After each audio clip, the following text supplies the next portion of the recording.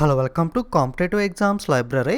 ఇంకా మన channel subscribe చేసుకునే వాళ్ళు ఉంటే తప్పకుండా ఛానల్ అయితే సబ్స్క్రైబ్ చేసుకోండి. ఈ వీడియోలో మనం 30th August first shift railway group G ఎగ్జామ్లో అడిగిన memory based question and answers అయితే చూద్దాం. సో ఖచ్చితంగా మనకి నెక్స్ట్ ఫేజ్లో ఎగ్జామ్ ఉన్న వాళ్ళు రివ్యూ వీడియోస్ అయితే మిస్ అవ్వకుండా చూడండి. మనకి కొన్ని క్వశ్చన్స్ రిపీట్ అవుతున్నాయి, అలాగే కొన్ని టాపిక్స్ మీద కూడా రిపీట్ అవుతున్నాయి కాబట్టి మీకు ఒక ఐడియా అయితే వస్తుంది. మొట్టమొదటి క్వశ్చన్ వచ్చేసరికి Indian cricket women's team coach, okay, భారత క్రికెట్ మహిళా జట్టు యొక్క కోచ్ ఎవరు అని అడిగారు. ఆన్సర్ మనకి రమేష్ పవార్. అలాగే Bihu festival is celebrated in which state, Bihu పండుగ ఏ రాష్ట్రంలో జరుపుకుంటారు అని చెప్పి కొంతమంది అన్నారు, కొంతమంది బీహూ డ్యాన్స్ అని అన్నారు. బీహూ ఫెస్టివల్ అన్న బీహూ డ్యాన్స్ అన్న మనకి ఆన్సర్ అయితే అస్సాం అయితే అవుతుంది. నేను ఆల్రెడీ ఫెస్టివల్స్ రిలేటెడ్ వీడియో చేశాను కదా, చూడడం వాళ్ళు ఉంటే కనుక ఇంపార్టెంట్ వీడియోస్ ప్లేలిస్ట్లో ఉంటుంది, చూడండి. అలాగే రాజ్యసభ చైర్మన్, ఓకే, మనకి రాజ్యసభ యొక్క చైర్మన్ లేదా ఎక్స్ అఫీషియల్ చైర్మన్ ఎవరు అని అడిగారు. సో ఎవరైతే ఉపరాష్ట్రపతి వైస్ ప్రెసిడెంట్గా ఉంటారో వాళ్ళే మనకి రాజ్యసభ చైర్మన్ అయితే అవుతారో. సబ్స్క్రైబర్స్ చెప్పిన దాన్ని బట్టి మనకి ఈరోజు ఎగ్జామ్లో అయితే మాత్రం జగదీప్ ధన్కర్ అయితే ఆప్షన్ ఇచ్చారు. అంటే రీసెంట్ బిట్ అయితే అడిగారు, ఎందుకంటే రీసెంట్గా ఉపరాష్ట్రపతిగా జగదీప్ ధన్కర్ గారు అయితే ఎన్నికయ్యారు కాబట్టి సో జగదీప్ ధన్కర్ అయితే ఆన్సర్ అయితే అవుతుంది. ఇన్ కేస్ ఓల్డ్ డేట్ అడిగితే కనుక వెంకయ్య నాయుడు గారు అయితే ఆన్సర్ అవుతుంది. ఓకే, రాజ్యసభ చైర్మన్ ఎవరు అంటే ఉపరాష్ట్రపతి జగదీప్ ధన్కర్ గారు ప్రజెంట్ మనకి. అలాగే డిప్యూటీ చైర్మన్ అడిగితే హరివంశ్ నారాయణ్ సింగ్. సెక్రటరీ జనరల్ అడిగితే కనుక ప్రమోద్ చంద్ర మోడీ లేదా పీసీ మోడీ. అలాగే ఉపరాష్ట్రపతి మనకి గతంలో మనకి 13వ ఉపరాష్ట్రపతిగా ఎం వెంకయ్యనాయుడు గారు పనిచేశారు కదా. మనకి ఓల్డ్ డేట్ ఇచ్చి మనకి సో ఆగస్ట్ కన్నా బిఫోర్ డేట్ ఇస్తే ఎం వెంకయ్యనాయుడు మనకి భారతదేశ ఉపరాష్ట్రపతి అయినా రాజ్యసభ చైర్మన్ అయినా ఆన్సర్ వెంకయ్యనాయుడు అవుతుంది. ఆగస్ట్ తర్వాత మనకి ఆగస్ట్ ఇచ్చినట్లయితే డేట్ అనేది, సో ఎందుకంటే ఆగస్టులోనే కనుక మనకి అపాయింట్ అయ్యారో జగదీప్ ధన్కర్ ఉపరాష్ట్రపతి లేదా రాజ్యసభ చైర్మన్ అనేది ఆన్సర్ అయితే జగదీప్ ధన్కర్ అవుతుంది. అలాగే ఈయన ఎన్నో ఉపరాష్ట్రపతి అంటే 14వ భారతదేశ ఉపరాష్ట్రపతి. వెంకయ్యనాయుడు గారు వచ్చేసరికి 13వ భారతదేశ ఉపరాష్ట్రపతి.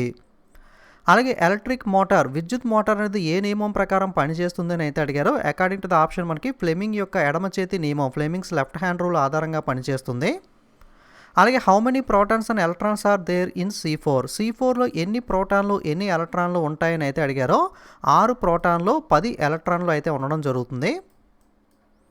Next to reduce the pain of bee bite we use dash, okay, మనకి సో ఇక్కడ తెలుగు ట్రాన్స్లేషన్ సరిగ్గా లేదు. తేనెటీగ ఏదైతే ఉంటుందో అది కుట్టినప్పుడు ఆ నొప్పిని తగ్గించడానికి మనం దేన్ని ఉపయోగిస్తామని అయితే అడిగారో. తేనెటీగ కుట్టినప్పుడు ఆ నొప్పిని మనకి తగ్గించడానికి బేకింగ్ సోడా, వంట సోడాని అయితే ఉపయోగించడం జరుగుతుంది. What is the valency of chlorine in group 17, group periodic table ఆవర్తన పట్టికలో గ్రూప్ 17లో క్లోరిన్ యొక్క వ్యాలెన్సీ ఎంత అని అడిగారో. సో 1 అనేది అయితే ఆన్సర్ అవుతుంది. Next aluminium valency, okay, aluminium యొక్క వ్యాలెన్సీ ఎంత అని అడిగారు. యాక్చువల్గా అల్యూమినియం యొక్క అటామిక్ నెంబర్ చూసుకుంటే 13, దీని యొక్క ఎలక్ట్రానిక్ కాన్ఫిగరేషన్ చూసుకుంటే 2, 8, 3, వ్యాలెన్సీ వచ్చేసరికి +3, ఓకే, +3 అనేది వ్యాలెన్సీ అయితే అవుతుంది. Next litmus paper blue to red pH value, litmus paper blue నుండి రెడ్గా అంటే మనకి నీలి రంగు నుండి ఎరుపు రంగులోకి మారినప్పుడు pH వాల్యూ ఎంత అని అడిగారో. ఈ విధంగా మారితే ఆమ్లం యాసిడ్ కింద అయితే కన్సిడర్ చేస్తాం కదా. సో 4.5 కానీ దీనికి దగ్గరగా 5, ఈ విధంగా ఏదైతే ఆప్షన్లో ఉంటుందో అదైతే ఆన్సర్ అవుతుంది. నెక్స్ట్ బారీ doab is between 2 reverse, okay, బారీ డోబ్ అనేది ఏ 2 నదుల మధ్యలో ఉంటుంది అని అడిగారు. సో ఈ బారీ డోబ్నే మనకి మజాహా ప్లెయిన్ అని కూడా పిలవడం జరుగుతుంది. ఇది ఆప్షన్లో మీకు Beas and Sutlej, okay, Beas and Sutlej ఉంటే ఇది, లేదా రవి అండ్ బియాస్ ఉంటే ఇదే ఆన్సర్ అవుతుంది. సో కొన్ని వెబ్సైట్స్లో ఈ విధంగా, కొన్ని వెబ్సైట్లో ఈ విధంగా ఇచ్చారో. యాక్చువల్గా ఇది బియాస్, రవి, సట్లేజ్ నదుల మధ్యలో అయితే ఉంటుంది. మీకు రెండిట్లో ఏది ఆప్షన్లో ఉంటే అదైతే ఆన్సర్ అవుతుంది. ఒకసారి మీరు కూడా చెక్ చేసుకోండి. నెక్స్ట్ PMJGBY యొక్క ఏజ్ లిమిట్ ఎంత అని అడిగారో. 18 నుండి 50 సంవత్సరాలు అయితే ఉంటుంది. PMJGBY అంటే ప్రధానమంత్రి జీవన జ్యోతి బీమా యోజన. అలాగే PMSBY ఏజ్ లిమిట్ అడిగితే కనుక 18 నుండి 70 సంవత్సరాలు ఉంటుంది. ప్రధానమంత్రి సురక్ష బీమా యోజన, ఓకే, మనకి ప్రధానమంత్రి జీవన జ్యోతి బీమా యోజన ప్రీమియం అమౌంట్ అడిగితే కనుక గతంలో 330 ఉండేది, ఇప్పుడు 436 రూపాయలకి పెంచారు. అలాగే ప్రధానమంత్రి సురక్ష బీమా యోజన ప్రీమియం 12 రూపాయల నుండి 20 రూపాయలకి అయితే పెంచారు. ఈ బిట్ అయితే ప్రీవియస్ షిఫ్ట్స్లో అయితే అడిగారు. సో ఇది కూడా చూసుకోండి, అడిగే అవకాశం అయితే ఉంది. ఇదంతా కూడా రిలేటెడ్ ఇన్ఫర్మేషన్ మనకి. అలాగే which IIT has established the Param Ganga super computer, Param Ganga super computer స్థాపించింది ఎవరు అని అడిగితే అడిగారు. మనకి ఐఐటి రూర్కి అయితే పరమగంగా సూపర్ కంప్యూటర్ని అయితే స్థాపించింది. Next which is the richest state of India from the point of view of minerals, అంటే ఏ రాష్ట్రంలో మనకి అత్యధిక మినరల్స్ ఉంటాయి. యాక్చువల్గా రాష్ట్రం అడగలేదు, అత్యధికంగా మినరల్స్ ఉండే మనకి ప్లేటు ఏది పీఠభూమి ఏమిటని అడిగారో. చోటానగర్ పీఠభూమి, చోటానగర్ ప్లేటులో మనకి ఎక్కువ మినరల్స్ అయితే ఉంటాయి. ఇన్ కేస్ స్టేట్ అడిగితే కనుక మనకి జార్ఖండ్ అయితే ఆన్సర్ అవుతుంది. ఓజోన్ క్షీణతకు కారణం, ఓజోన్ పొర ఓజోన్ డిప్లియేషన్ కారణం ఏంటి అని అడిగారు. CFC chlorofluoro కార్బన్లు.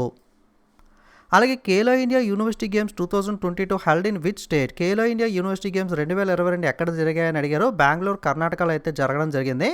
Khelo India games అడిగితే కనుక పంచకుల హర్యానాలో అయితే జరిగాయి. అలాగే Panchayati Raj system first introduced in which year? Panchayati Raj వ్యవస్థ ఏ సంవత్సరంలో ప్రవేశపెట్టారు అని అడిగారు. 1959వ సంవత్సరంలో అయితే ప్రవేశపెట్టారు. మొట్టమొదటి రాష్ట్రం అడిగితే కనుక రాజస్థాన్. స్టేట్ ఆల్రెడీ ప్రీవియస్లో అడగడం అయితే జరిగింది. పంచాయతీరాజ్ రిలేటెడ్గా కానీ, లాంగ్వేజ్ రిలేటెడ్గా కానీ, ఆర్టికల్ రిలేటెడ్గా కానీ ఏదో రకంగా ప్రశ్నలు అయితే వస్తున్నాయి కాబట్టి ఈ టాపిక్ని అయితే నెక్స్ట్ వాళ్ళు ఖచ్చితంగా మిస్ అవ్వకుండా అయితే చూసుకోండి. అలాగే కొరిజిన్ ఆఫ్ ఐరన్ రిలేటెడ్గా అయితే అడిగారు. మనకు ఆప్షన్లో ఫెరస్ ఆక్సైడ్ సంథింగ్ ఆప్షన్ అయితే ఇచ్చారంట. సో ఈ ఈక్వేషన్ చూసుకోండి. సో కొరిజిన్ ఆఫ్ ఐరన్ రిలేటెడ్గా మనకి అయితే ప్రశ్న వచ్చింది. ఎగ్జాక్ట్గా అయితే ఐడియా లేదు. నెక్స్ట్ 22 అఫీషియల్ లాంగ్వేజెస్ అయితే భారతదేశంలో ఉన్నాయి కదా. మనకి 22 భాషల్లో మనకి ఆప్షన్లో ఇచ్చి ఇందులో మనకి అధికారిక భాష కానిది ఏమిటి అని అయితే అడిగారు. అంటే గుర్తించబడిన భాష ఏదో అని చెప్పి. సో 22 లాంగ్వేజెస్ కూడా ఇక్కడైతే డిస్ప్లే చేస్తున్నాను. ఇందులో లేనిది ఏదైతే ఉంటుందో అదైతే ఆన్సర్ అవుతుంది. చూసుకోండి. నెక్స్ట్ కూడా అడిగే అవకాశం అయితే ఉంది. మనకి అస్సామీ లాంగ్వేజ్ కానీ, బెంగాలీ, గుజరాతీ, హిందీ, కన్నడ, కాశ్మీరీ, కొంకణి, మలయాళం, మణిపూరి, మరాఠీ, నేపాలీ, ఒరియా, పంజాబీ, సాంస్క్రిట్, సింధీ, తమిళ్, తెలుగు, ఉర్దూ, బోడో, సంతాలీ, మైథాలీ, డోగ్రీ. ఓకే, మనకి ఏదైనా ఎగ్జామ్ కండక్ట్ చేసేటప్పుడు కొన్నిసార్లు ఇస్తూ ఉంటాడు కదా 22 అఫీషియల్ లాంగ్వేజెస్లో కూడా మీకు పేపర్ అనేది ఉంటుందని చెప్పి. ఓకే, ఇందులో లేనిది ఏదైతే ఉంటే అదైతే ఆన్సర్ అవుతుంది. Right to privacy was declared as fundamental right by the supreme court in which year? గోప్యతా హక్కు అత్యున్నత న్యాయస్థానం ద్వారా ప్రాథమిక హక్కుగా ప్రకటించబడిన సంవత్సరం ఎప్పుడని అడిగారో 2017లో అయితే ఈ రైట్ టు ప్రైవసీని కూడా ఫండమెంటల్ రైట్గా అయితే మనకి కోర్టు డిక్లేర్ చేసింది.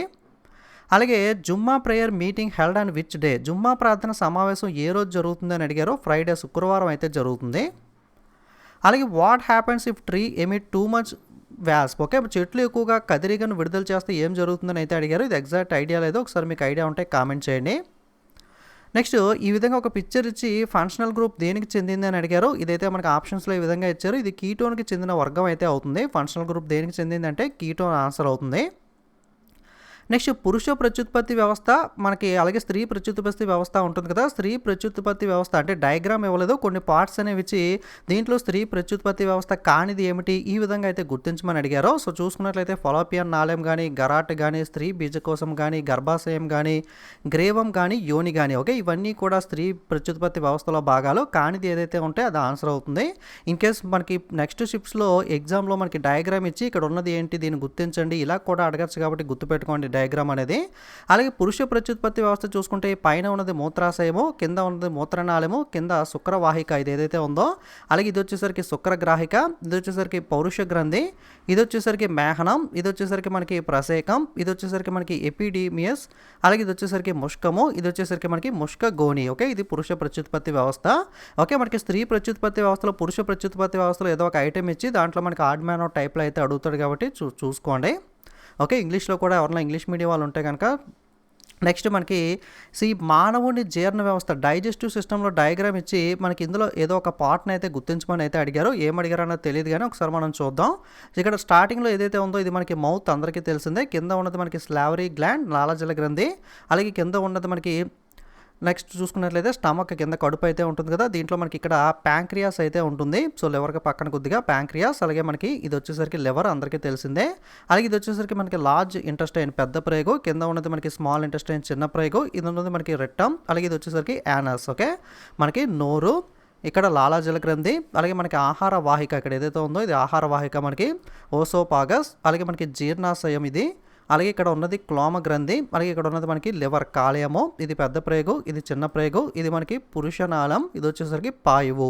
ఓకే, సో చూసుకోండి డయాగ్రామ్ ఇచ్చి మనకి ఐడెంటిఫై చేయమని కూడా అడుగుతున్నారు కాబట్టి సో స్క్రీన్ షాట్ తీసుకోండి. నెక్స్ట్ కూడా అడిగే అవకాశం అయితే ఉంది. ఓకే, నెక్స్ట్ మనకి ట్రాన్స్పిరేషన్ రిలేటెడ్గా క్వశ్చన్ అడిగారు. ట్రాన్స్పిరేషన్ అంటే బాష్పోత్సేకం అంటే అర్థం ఏంటి అంటే పత్రాల నుంచి నీరు ఆవిరి రూపంలో వెలుపలికి రావడాన్ని మనకి ఈ ట్రాన్స్పిరేషన్ అంటాము. పత్రాల్లోని పత్రరంధ్రాల ద్వారా మరియు కాండంలోని వాయు రంధ్రాలు అంటే ల్యాండ్ సిల్స్ ద్వారా నీరు అయితే ఆవిరైపోతుంది. పత్రాల్లో ఉండే బాష్పోత్సేకం వల్ల నారు నలాలలోని నీటి స్తంభన నిరంతరంగా పైకి లాగబడుతుంది. ఓకే, రిలేటెడ్గా అయితే మనకి డెఫినేషన్ రిలేటెడ్గా అయితే అడిగారు. సో చూసుకోండి. ఓకే. ఇది మనకి ఇప్పటిదాకా గ్యాదర్ అయిన memory based question and answers అనేవి. సో, చాలామంది వీడియో చూస్తున్నారు కానీ లైక్ చేయట్లేదు. డెఫినిట్‌గా వీడియోకి ఒక లైక్ చేయండి, కామెంట్ చేయండి. అలాగే మనకి మిగతా ఎవరైనా రైల్వే ఫ్రెండ్స్ ఉంటాయి లేదా రైల్వే గ్రూప్స్‌లో గానీ, టెలిగ్రామ్, వాట్సాప్‌లో గానీ షేర్ చేయడానికి ప్రయత్నించండి. నార్త్ నుండి మనకి క్వెషన్స్ తీసుకోవడం వల్ల ఎక్కువ క్వెషన్స్ అయితే గ్యాదర్ అవ్వట్లేదు. మన సౌత్ వాళ్ళు, తెలుగు వాళ్ళు ఎక్కువగా మనకి ఎగ్జామ్ అయితే రాయట్లేదు కదా! అందుకే మనకి తక్కువ అయితే గ్యాదర్ అవుతున్నాయి. ఇదైతే గమనించండి. అలాగే ఇంకా సబ్స్క్రైబ్ చేసుకోకపోతే తప్పకుండా సబ్స్క్రైబ్ చేసుకోండి. నెక్స్ట్ వీడియోలో మీరు మిస్ అవ్వకుండా ఉంటారు. అలాగే టెలిగ్రామ్, ఇన్‌స్టాగ్రామ్ యాప్‌లోకి వెళ్ళి డైరెక్ట్‌గా కాంపిటేటివ్ ఎగ్జామ్స్ లైబ్రరీ అని చెప్పి మీరు సెర్చ్ చేసి మన ఛానల్ లోగో చూసి కన్ఫర్మ్ చేసుకొని మీరైతే జాయిన్ అవ్వచ్చు. ఓకే. Thanks for watching.